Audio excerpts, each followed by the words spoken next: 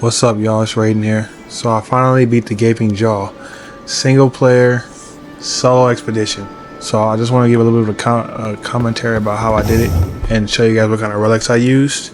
You kind of just go over it real quick in the beginning. So obviously this is ironeye. This is the boss I feel the most comfortable with because of the poison buildup and the talisman or relic that you get from the moth boss, the moth and the roach, whatever the thing is, centipede, whatever it is. So I've been farming for a lot of these relics by continuously defeating this boss, and I'm comfortable enough now where I have a solid build that I think can really get the job done. I'll go over them in a second. There's a relic that you can buy. I think at a certain point you can buy it. You can't buy it right off the bat, but after a certain point you can buy this relic, and it gives you a store. It gives you an Evergold key, and it gives you more money. So, and it gives you discount at the shops. So that rune paired with other runes are like, I would say, the cream of the crop when it comes to solo play and hitting that level 12, I think, or at least 13, or preferably 13, because 15 is like a distant memory. Get that out of your head. So this is what I'm running with right now. There's these three. There's obviously, you see I have multiple available, but this one for me works the best. I'm running the one you have to beat the night aspect. So this build, unfortunately, it's not really like beginner friendly because you have to beat the final boss and then you have to beat the moth boss.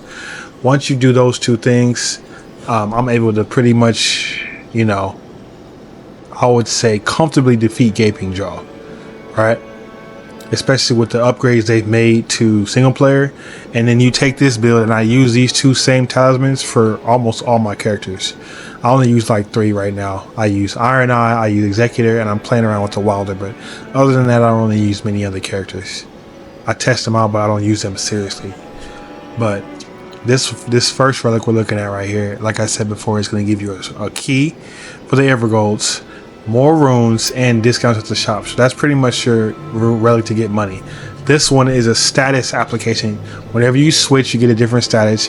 Your attack, your defense goes up. Well, just attack when you switch. And then I can't read the last one, but yeah, switching increases its power. So that's like really good for the archer ironeye because you're switching on the fly anyway. So it really like complements your attack and your play style if you want to switch. I tend to switch a lot, so it was a no-brainer for me. I'm always switching in the battle. It might not be always beneficial for me to use my bow, so I'll switch to a katana or some type of other dex weapon. So I usually go with that. As far as the moth one, that one is just crazy for damage. It's even better on the executor. I'll upload a video for the executor one.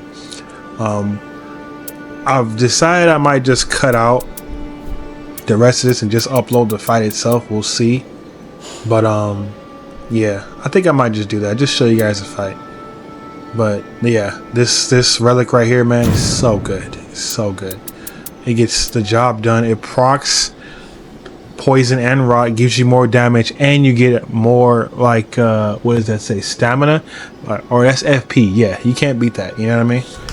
Especially with this one, we're trying to spam weapon arts. It's just great. This is, personally, I think this is the best possible build for the ironeye. You can switch the first relic if you want.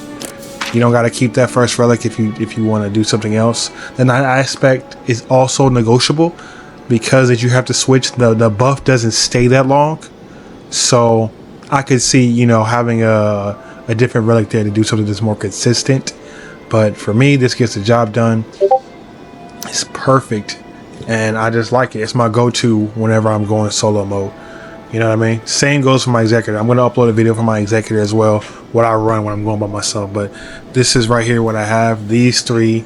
That poison buildup for Gaping Jaw is really important because those staggers can save your life. You need those. So no questions asked. Just run the moth relic.